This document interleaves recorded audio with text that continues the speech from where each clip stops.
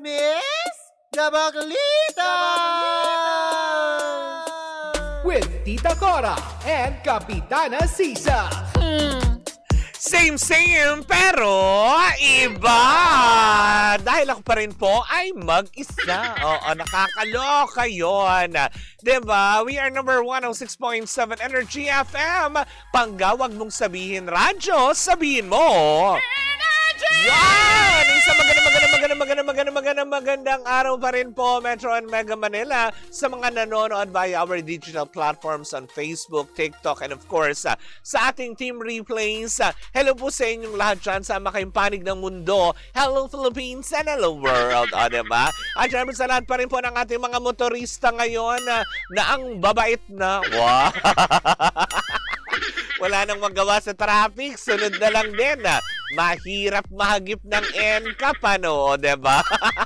Nakakaloka. Kahit nga yung mga motor ngayon diba? Hindi na makasingit-singit, kaya grabe. Kawawa naman yung mga pasero. Todo bilad sa araw, diba? Hindi kagaya dati.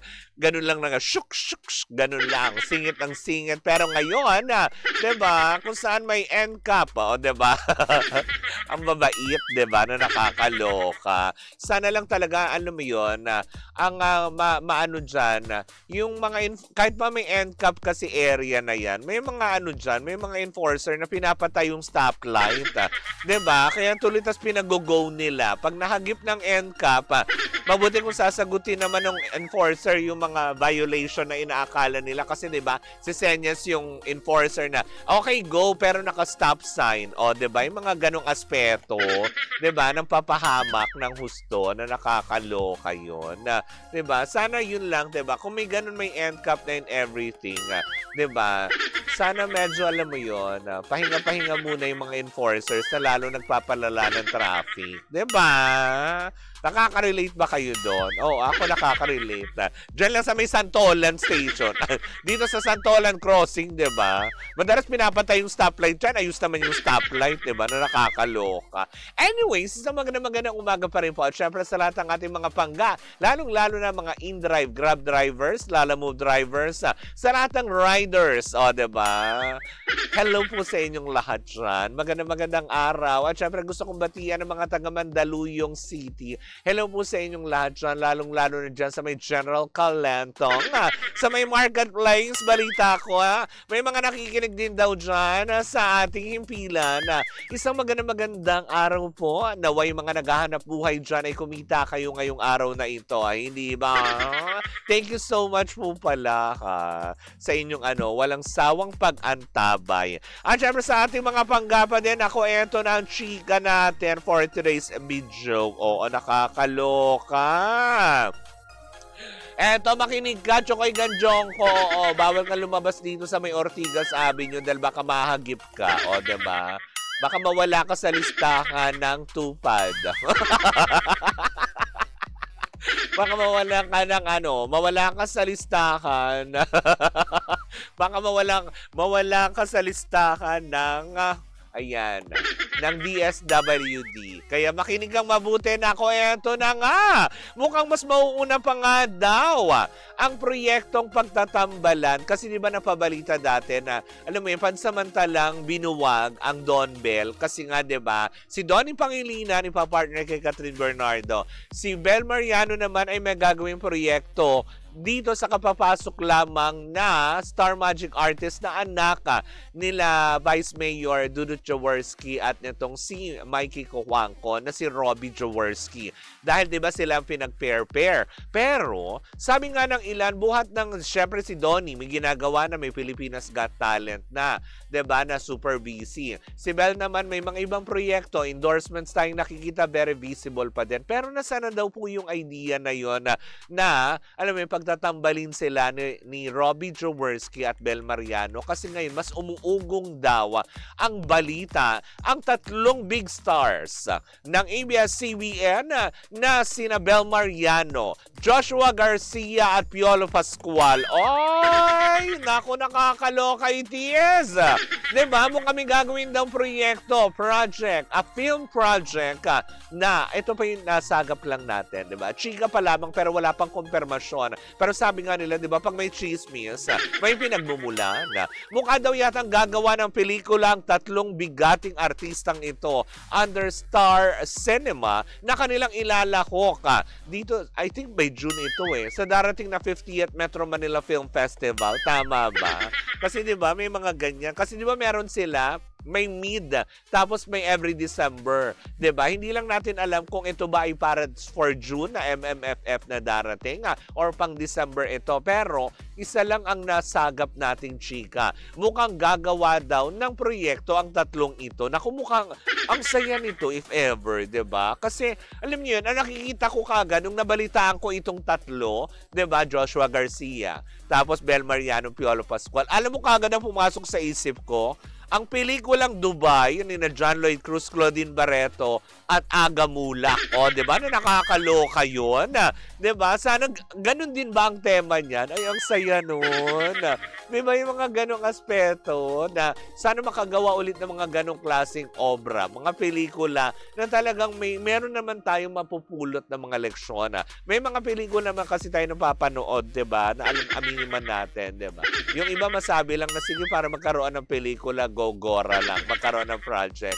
Pero bibihira, yung talagang kumukurot na sa damdamin natin, yung matatandaan ng bawat isa. Pero may kinalaman daw parang sa family relationship ang naturang gagawing proyekto pero wala pang kumpirmasyon kung totoo nga daw ito.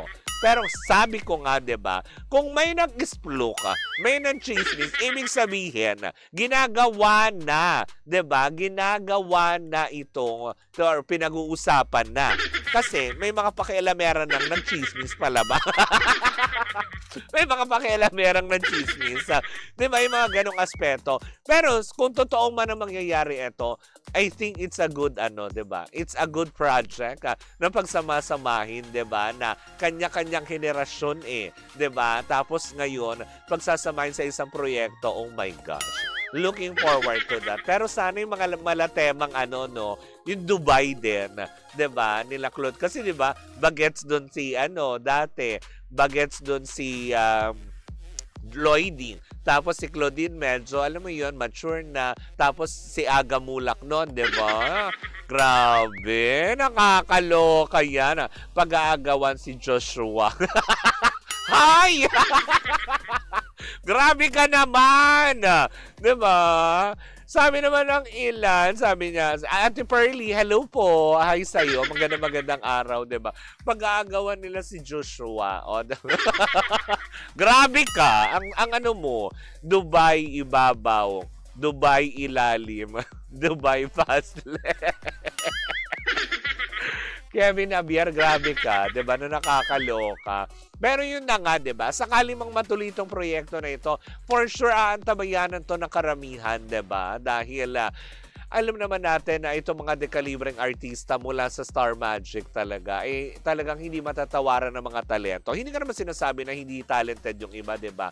Pero sabi nga ng ilan, 'di ba? Pagtatak Star Magic ka, kahit saan ka nang dalhin, 'di ba? Hindi ka na kailangan pang guidean, hindi ka na rin kailangan pang, alam mo 'yon, i-collab kung kanino para lamang mahatak. Bagkus, ikaw yung nakakahatak din kahit papaano. Parang yung nangyayari ngayon sa ABS-CBN tsaka sa Sparkle.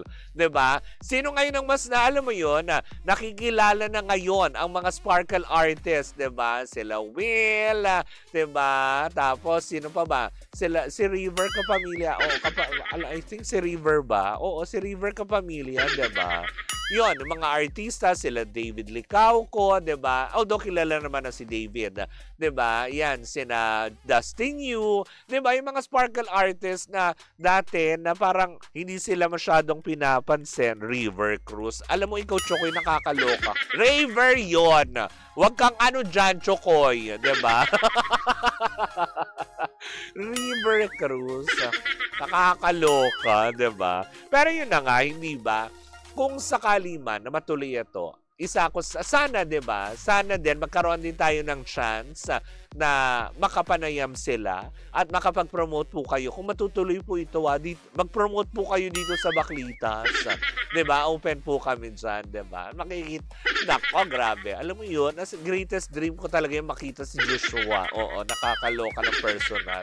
Kahit lang alam mo 'yun, maamoy-amoy ko lang siya, okay na ako. Maamoy-amoy? Ano ba lagay mo naman kay Joshua? Pandesal? Ginawa mo namang pandesal. It's a big yes. Sabi ni Piolo Pascual sa Instagram reply niya. Pina-confirm na mismo according sa post ng certified ka pa. Oh, so totoo na. Tuloy na pala ito. Yung proyekto. Salamat, Adel. Sparkle pala si Kuya Will. Sana mamigay siya ng jacket. Paano nga mamimigay? Galit pa yung mama. Mama! Baka alam mo yon nasa healing stage pa siya. Hayaan na muna natin. Huwag ka nga, Kevin. Nakakaloka ka. Hayaan na muna natin makapagpahinga yung mama. Baka napagod, diba? Na nakakaloka. Anyways, maraming salamat po. Kung matutuloy ito, I'm so happy. Isa ako sa magiging masaya, promise. Antabayanan ko yan, hindi ba? Maraming salamat po sa inyong pag-antabay sa lahat pa rin po ng tumutok ngayong araw na ito. Maraming salamat po sa inyong lahat. Mamayang hapon po, ang Believable Stories ng MX3. Isang kwento na naman ng pagpapatotoo sa, alam mo yun, mga ginagawa ng ating Panginoon sa buhay ng bawat tao. Masasaksihan natin yan mamaya sa Gymshi. O, diba, na nakakaloka. Anyways, mga pangga, maraming salamat po sa ngalan ng aking partner, si Tita Cora. Ako pa rin po si Kapitana Sisa, and we are still same, pero iba! Tuloy-tuloy pa rin po ang ating tugtugan. Siyempre, dito po lamang yan sa number 106.7 Energy FM. Panggawag mong sabihin radyo, sabihin mo Energy!